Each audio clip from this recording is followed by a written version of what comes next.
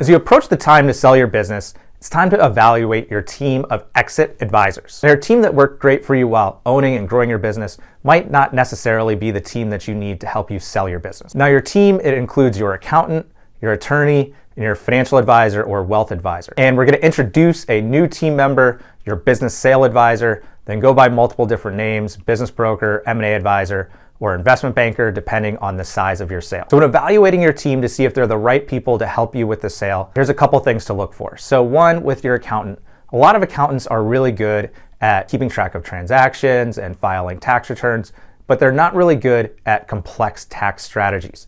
That's where you might want to supplement your accountant with a tax advisor. So someone that can come in and help you decide how to structure the sale and strategies to minimize taxes, because the sale is going to be the biggest taxable event of your life.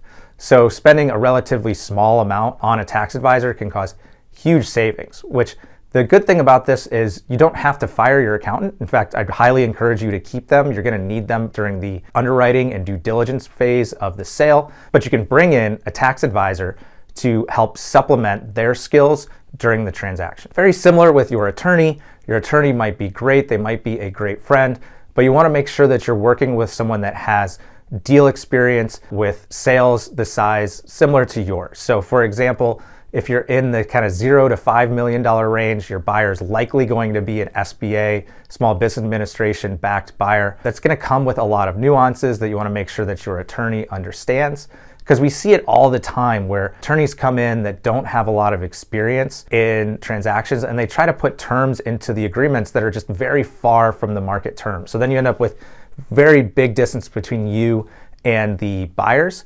And it takes a really long time to negotiate that down, or the deal just goes away entirely when really it shouldn't have. If we'd had a attorney that really understood where the market was, where terms were considered to be fair for both sides, we wouldn't have any problems. But we see it all the time. You can see deals that add 1 to 3 months of time going back and forth on legal terms because you have an attorney who is not experienced in doing deals. And really the only person that benefits is them, because they get to charge more billable hours. Lastly, your business sale is probably gonna put you into a new category of wealth, which means it's a really good time to reevaluate your wealth advisor or financial advisor. So again, ideally your wealth advisor has some experience in helping individuals through a business sale. There are some nuances, there are a lot of things that they can do to help. They can help coordinate certain things between your legal and accounting team to make sure your estate plans are set up correctly.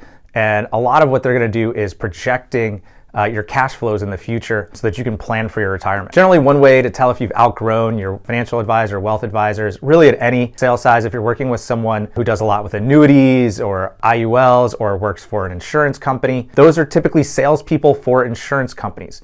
At this point in your life, you need a real advisor. So I'd recommend going and finding someone who is a CFP, certified financial professional, or someone who has a CPWA, that's the Certified Private Wealth Advisor designation. Those are two really good designations that can help you kind of weed through the advisors out there. Of course, there are advisors out there that are good that don't have those particular designations, but it's going to be easier for you to search for someone that does. Now, if you're expecting a little bigger sale, if you're going to net more than $2 million, that typically moves you into a different range where you can work with a higher level of independent advisors that can help you.